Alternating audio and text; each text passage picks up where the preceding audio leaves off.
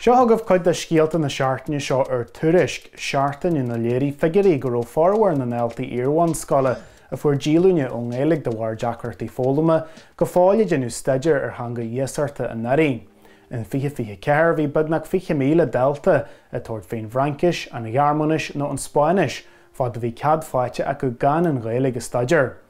Dúirt Samuel í amháin ar chuirsaí oideachais go léiríonn na figurí an dothar atá dhéanú ag córas na níolúintí agus ghuail cóirle a chur ar thuismóirí agus ar Ghaeltaí nach bhfuil siad ábalta Gaeilg a ólam mar gheall go bhfuil míchumas fólama acu.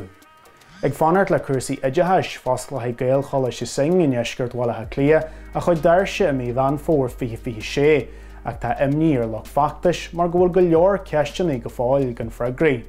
Dúirt Julian de Spáin ard rúnaí chunú na Gaeilge an seachtain seo go raibh deis an mhór cailte nuair a bhí pleistí ag clárú don scáil uair mar nach raibh go leor eolais ar fáil do thuismóirí agus dúirt sé go bhfuil sé géalaíhuair an ara oideachais an talairs ar fad a thur fáil go praine.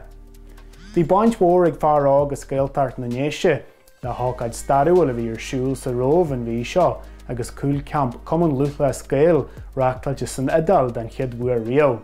Cumann Luaithe Scéal Rome Hibernia a d'eagraí an ácaid le gairid agus bhí deis tucha do áganí na rómha teart agus blaisiúd in na cluichí Gaeltha eil. Ar an fad Gaeilge an teachtain seo léo maisithe na nollag chuirtaí AI sa Gaeltart agus an níomhéine an bád faran trart a thugú paisneoirí ó chathair na Gaillimhe go heileannaran san náam ó chuaigh thart. Agus ar deireadh tá agal a bhíh Pauline ní Chiaráin leis an commissioner Gaeilge uair sa Tuairisceart Paul Deeds ar hiú Tuairisc inis agus iad ag lé a ról uair. Den na scéaltaí sin agus go leor eile ar Tuairisc.